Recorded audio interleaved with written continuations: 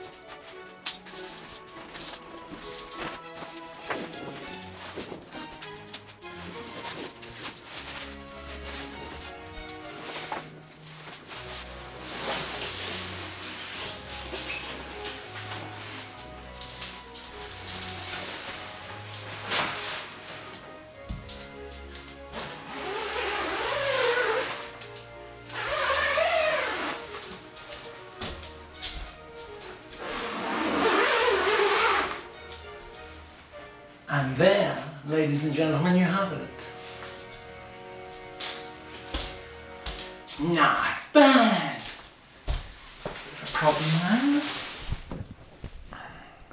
Ladies and gentlemen, boys and girls, thank you for watching that little bit of nonsense, and more importantly, thank you to the new subscribers. We are now 117 delightful people who have subscribed to my channel. Thank you sincerely.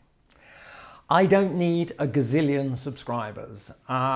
It's just that if I'm to continue making little videos like this and get better at them, it's motivational to know there's a couple of people out there who actually want to see what I'm producing. In May of this year, I went on a 3-day birding holiday with the LPO, and that is the Ligue pour la protection des oiseaux here in France, which is the equivalent to the RSPB, the Royal Society for the Protection of Birds in the UK. I had a really nice time, and I met some really nice people. People that watch birds tend to be nice people.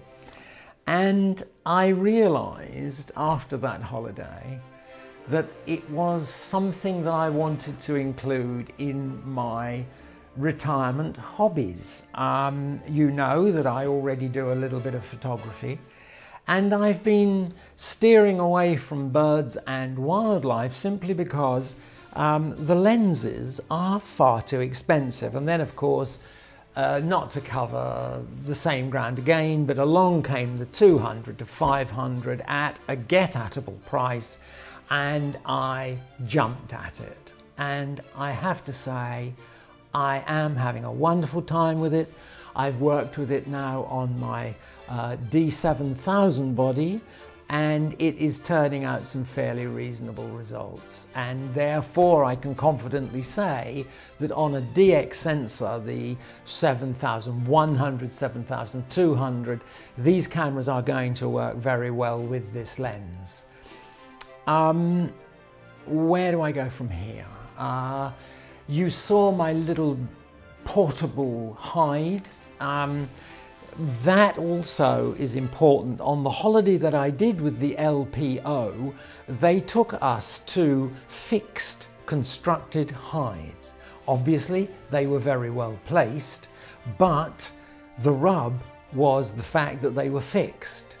This little portable hide that I've just bought will allow me to go practically anywhere and put it up and sit there and hope that something interesting floats past.